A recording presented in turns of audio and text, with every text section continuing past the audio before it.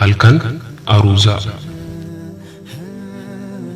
Dubbiin akkas ture. Misirroowwan haarawaa wal fuudhan lameen gidduutti nikaan hidhamee jira.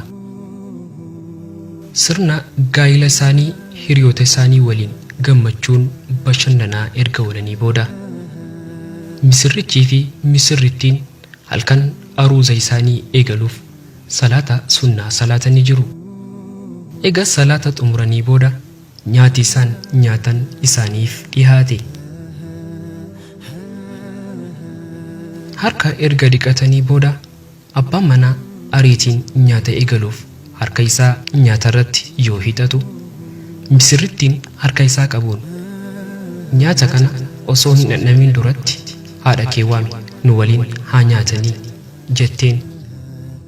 Abbaan manaa kunis dubbii misirrittii haadha manaa isaa kanaaf bakka osoo hin kennin, rakkoo hin qabu anaafati haa nyaannu, isheen achumatti haa nyaattu jechuun madaala haadha isaa gadi buusuun ammas nyaata eegaluuf harka isaa gara nyaataatti hidhata.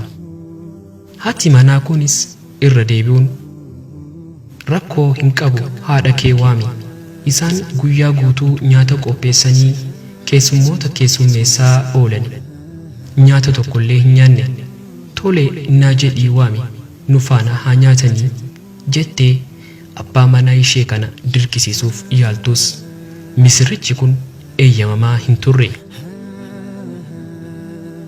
Haadha isaa irraa dhimma dhabuu isaa kan hubatte misirrittiin kun miira dallansuun guutamtee, egaa akkana ta'ee ammuma na hiiki, si waliin jireenya kiyya itti fufuu hin danda'u jechuun uffata gaa'ila ishee ofirraa jijjiiruu eegalte.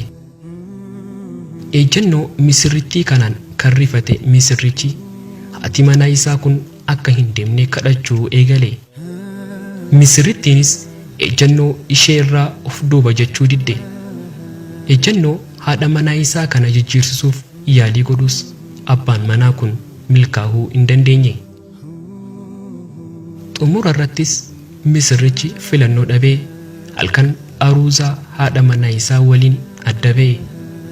Osoo halkan tokkollee waliin hin bulin ajaa'ibadha.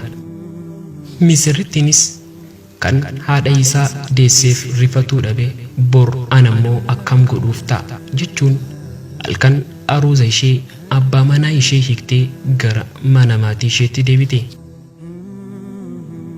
Eeyyeen murteen misirrittii kanaa kan madaalaa isaa eeggate ture.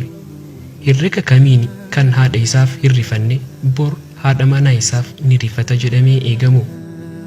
Dadhabbii fi beelli haadha isaa kan ittiin dhagaamne beelaa fi dadhabbii eenyutu itti dhaga'ama jedhamee eegama. Misirrittiin dandeettii xiinsammuu waan qabduuf abbaan manaa ishee kun gara fuula duraatti ishee ceesisuu akka hin dandeenye sirriitti taajabdee jirti. Kanaafidha Oromoon yeroo mammaaku biddeen nama quubsuu eelee irratti beeku jedhamiti.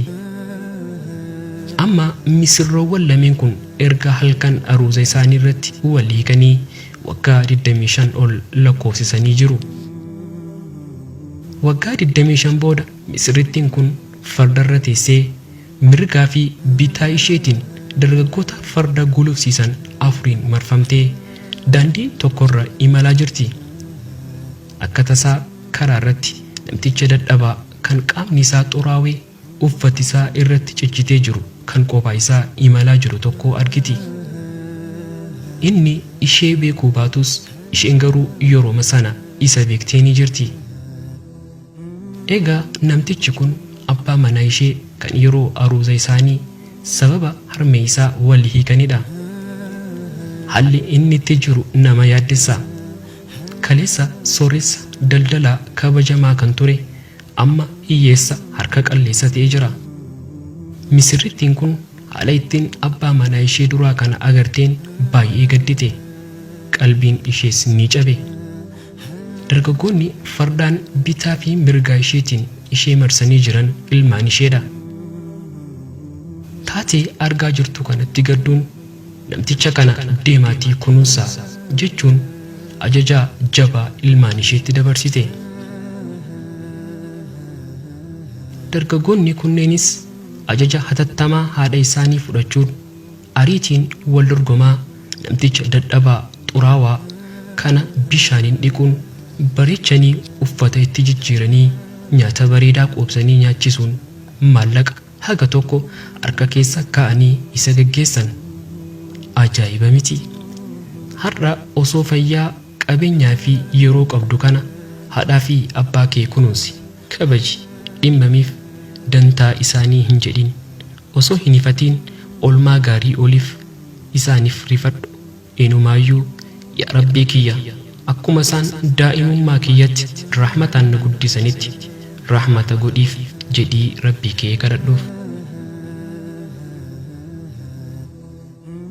Kabajamtoota hordoftoota chaanaalii keenyaa, seenaa halkan aruuzaa jedhu kana akkamitti ilaaltan, maalirraa hubattan, yaada keessan koomentii nuuf godhaa. Seenaan kun yoo isinitti tole immoo laayik nuuf godhaa. Kanneen haaraa taatan immoo sabiskiraayib gochuudhaan maatii keenya nuuf ta'a isiniin jenna. Seenaa biraa kan barsiisaa ta'an, kan barnoota garaagaraa of keessaa qaban, kan biraa waliin hanga walitti deebinutti nagaan nuuf turaa. Isin jaalannaa, galatoomaa isiniin jenna.